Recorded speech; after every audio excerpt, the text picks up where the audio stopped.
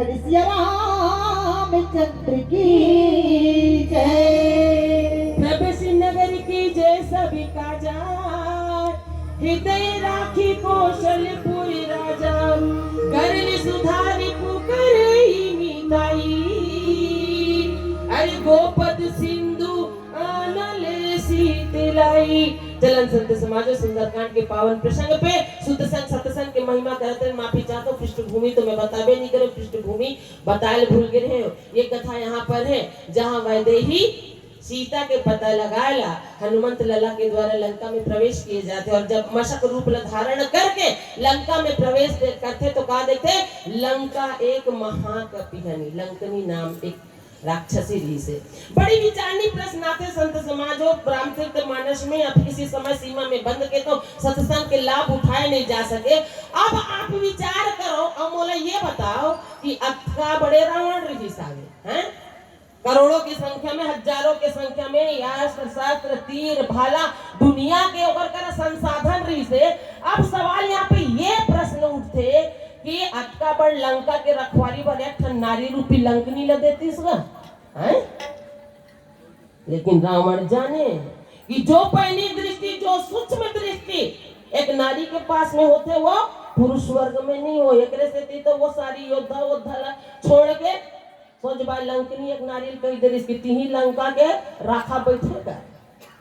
और संत समाज लंकनी जब प्रवेश करते लंका में, जब हनुमंत लला प्रवेश करते और जब प्रवेश करते और लंकनी के द्वारा लंकनी जब मुठिका के प्रहार पड़ते तो वो लोग वो दिव्य सपना याद आ जाते कि मैं कैसे श्राप से मुक्त हूँ। तब वो बोलते कि दुनिया की सत्संग अर्थात राम की महिमा एक तरफ है और वो कर बाद में जो अब तक के दुश्मन रही से जब बोला आत्मज्ञान हो गया तो वो मित्र बन गए। आप देखो ना लंकनी अब तक के एक राक्षसी के रूप में रीस है, जो कहते हैं हमारे विरोधी दल के रीस है, लंका ढान के रीस, रावण ढान के। आज वो रामचंद्र के भक्ति ने पालिश तो आत्मज्ञान हो गए, और आत्मज्ञान हो गए तो कहाँ चले जाए भगवान जा। प्रभु नगर की जैसा काजा हृदय राखी को सलपुर राजा।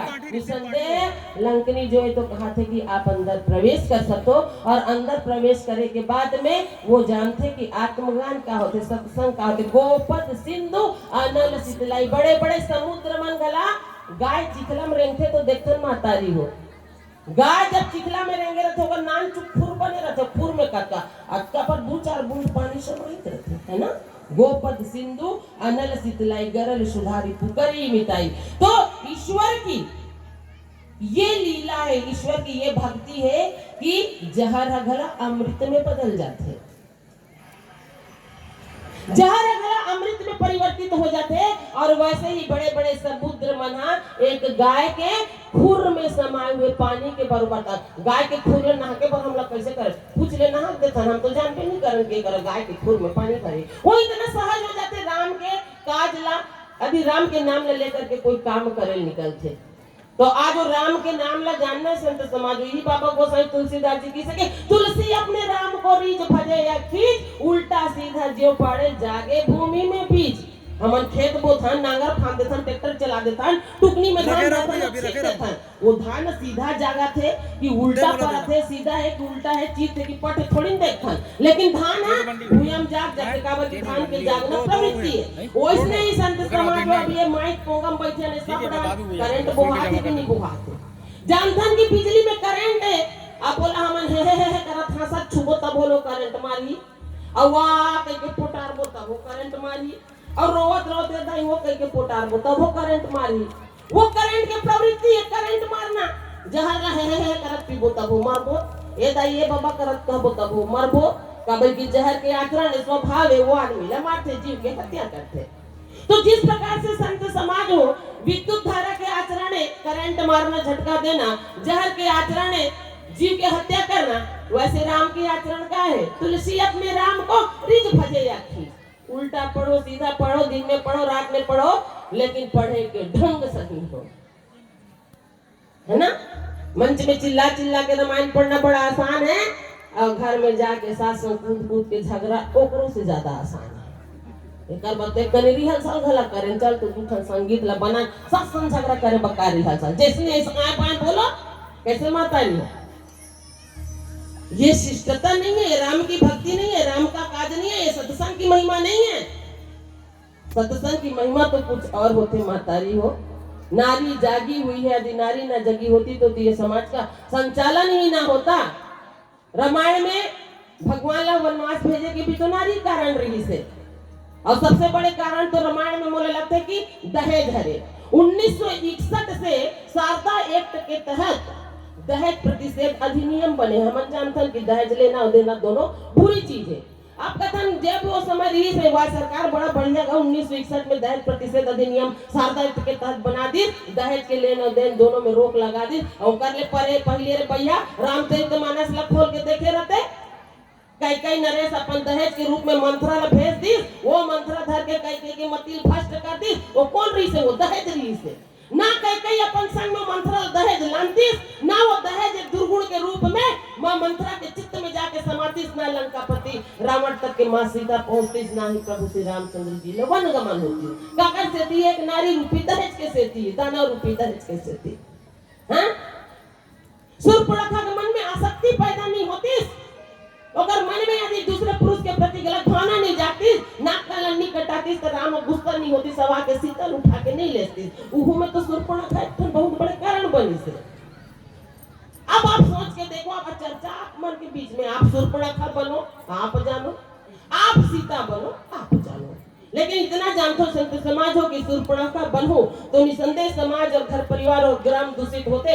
लेकिन यदि सीता बन जाओ तो समाज में एक मिसाल के रूप में आप सब पर एक उदाहरण बन जाओ। बोल सीतापति राजा रामचंद्र की जय। ये सत्संग की महिमा है। ये सारा चीज ला हमला जानना है और समाज में समझना है संत समाज हो। तो आज गरल सुधारी पुकारे मिटाई गोपद सिंधु अनल सितलाई, ये सब काकर प्रताप से होते? प्रभु श्री रामचंद्र जी विश्वात्मा परम पिता परमेश्वर के प्रताप से होते। तो जहर अमृत में तब्दील हो जाते।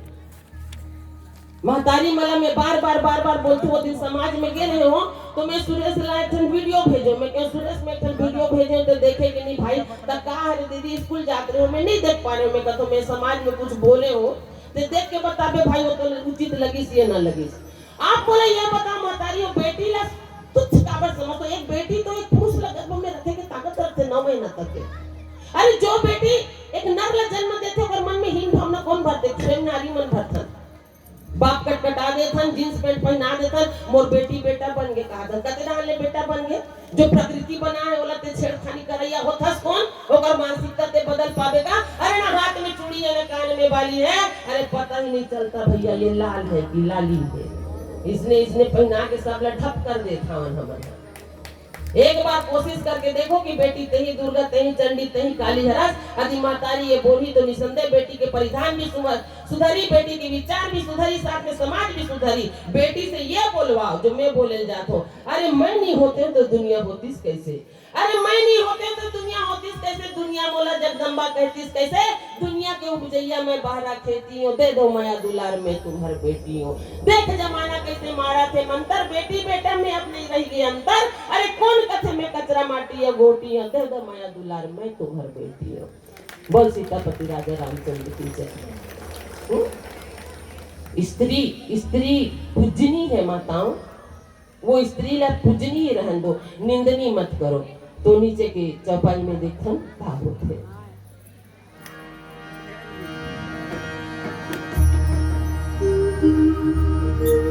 ना भी तो अक्षर का प्यारा कर लिया मेरा पार तेरा, हमें दिया जो कर्तव्य तुम्हें, यही बहुत उपकार किया। हे करुणा सागर दाता तू भक्तों का ही शिकारी, तेरी कथा को विचित्र कह गए उमा से खुद त्रिपुरारी, उमा से खुद त्रिपुरारी। तेरे दर्शन पाने यहाँ तजियाए है जहाँ, तेरे दर्शन पाने यहाँ तजियाए है जहाँ।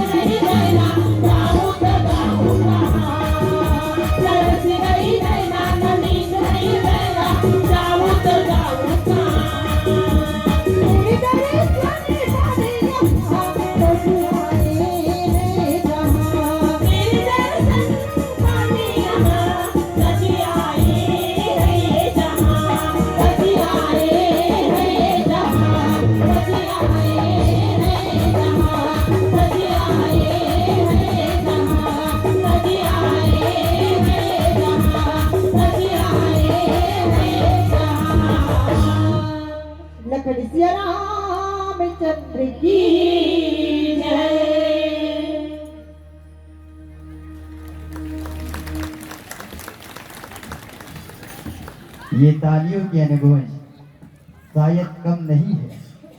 आप सबसे एक बार पुनः निवेदन कि अपनों का ध्यान होना चाहिए। हर व्यक्ति को मानवता का ज्ञान होना चाहिए। अपनों का ध्यान होना चाहिए।